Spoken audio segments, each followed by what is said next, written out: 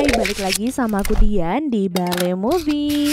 Di video kali ini kita akan membahas lanjutan alur cerita series misteri berjudul Land of Tanabata mulai dari episode 6 sampai 7. Tapi sebelum kita ke alur ceritanya, Mimin gak bosan-bosan mengingatkan kalau konten ini berisi full spoiler. Jangan lupa untuk like, comment, subscribe, dan nyalakan loncengnya ya guys. Tanpa berlama-lama lagi, yuk langsung aja kita ke alur ceritanya. Menjawab rasa penasaran, Sachiko akhirnya bercerita panjang lebar soal keluarganya. Sebagai permulaan, Sachiko mengungkapkan bahwa keluarganya adalah keturunan keluarga cabang Masayori, sedangkan Yuki adalah keturunan keluarga inti Masayori. Sachiko lalu menunjukkan foto masa kecilnya yang juga memperlihatkan ibunya, Takashi dan Yuki yang saat itu masih tampak seperti manusia normal.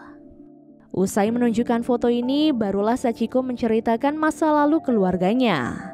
Ternyata saat masih lajang dahulu, ibu Sachiko yaitu Kiko diam-diam mencintai Yuki. Namun karena perbedaan status keluarga mereka, Kiko akhirnya menikah dengan seorang pria bernama Kazuhi yang menjadi ayah Sachiko dan Takashi.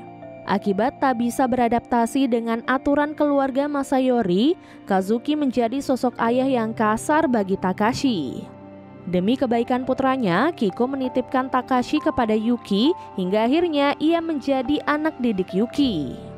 Namun keputusan Kiko justru menyebabkan Kazuki menjadi benci kepada Takashi. Sebagai pelampiasan atas perlakuan buruk ayahnya, Takashi akhirnya menyerang punggung Sachiko dengan bola dimensinya. Jika melihat jumlah bekas luka pada punggung Sachiko sekarang, ada kemungkinan Takashi sering melakukan serangan yang sama kepada adiknya sendiri. Waktu pun terus berlanjut sampai akhirnya Sachiko mendengar pertengkaran hebat antara Takashi dan Kazuki.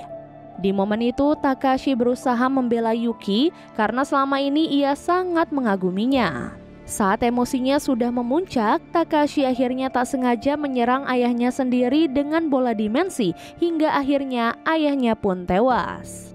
Marah melihat perbuatan Takashi, Kiko langsung menciptakan bola dimensi besar untuk mengancam putranya.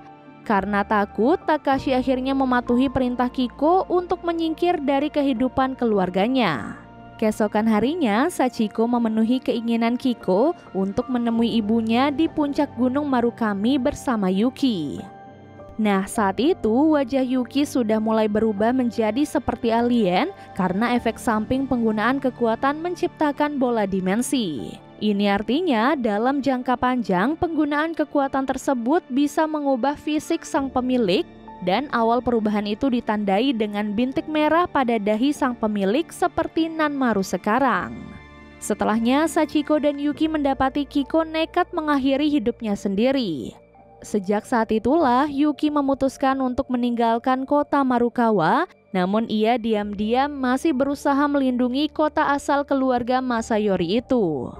Kembali ke masa sekarang, Sachiko akhirnya mengungkapkan bahwa Yuki membunuh Toshio karena ia tak mau Gunung Marukami yang ada di kota Marukawa diubah menjadi lahan lapangan golf. Sachiko juga memastikan bahwa meskipun Takashi adalah orang jahat, ia tak pernah memiliki niat untuk membunuh orang lain karena masih peduli dengan reputasinya.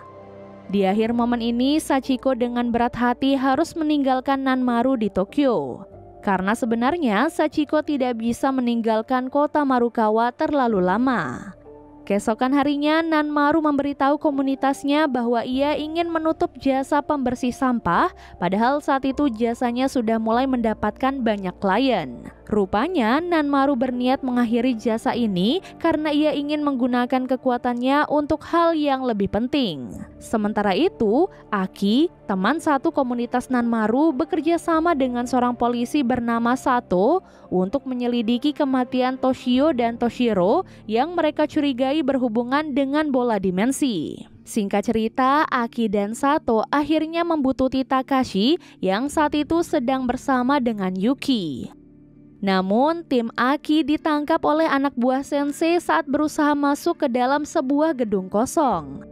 Lantas saat berada di dalam gedung itu, Yuki menciptakan bola dimensi besar yang berhasil melenyapkan tubuh sekretaris kepala kabinet. Momen ini pun seketika membuat para ajudan sekretaris menjadi bingung karena tiba-tiba saja sekretaris menghilang tanpa jejak.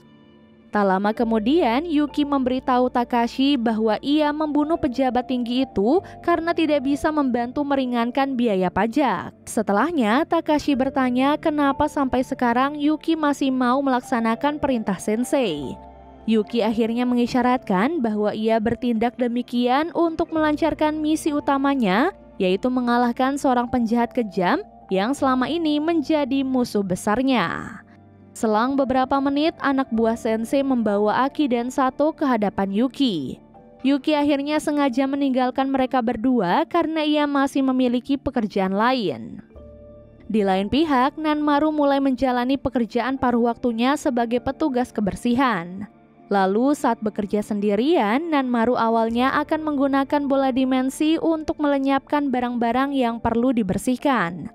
Namun Nanmaru akhirnya membatalkan rencananya karena ia baru menyadari ada barang tertentu yang memiliki nilai sangat penting sehingga akan sangat disayangkan jika barang seperti itu dilenyapkan. Memasuki jam istirahat, Nanmaru mengobrol dengan rekan kerjanya yang bernama Oshita.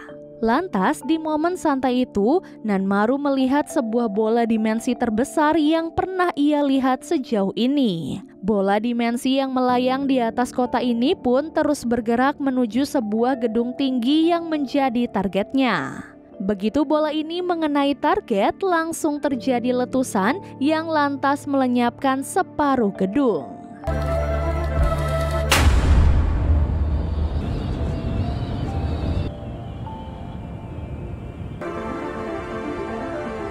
Beberapa saat kemudian, kita pun diperlihatkan kejadian yang mengungkapkan bahwa pencipta bola raksasa tadi adalah Yuki.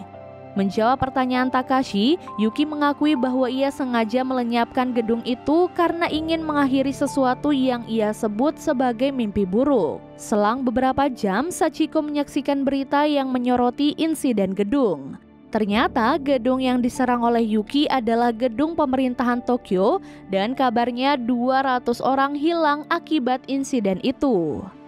Di lain pihak, Nanmaru mendapatkan informasi dari atasannya soal insiden gedung. Sebagai respon atas kejadian mengerikan ini, pemerintah menetapkan status darurat di Tokyo dan menghimbau seluruh warga setempat agar tinggal di rumah untuk sementara waktu demi menjaga keamanan mereka.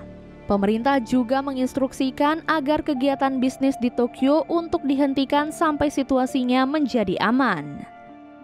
Sepulang bekerja, Nanmaru menemukan Takashi menerobos masuk ke dalam rumahnya dengan menggunakan bola dimensi.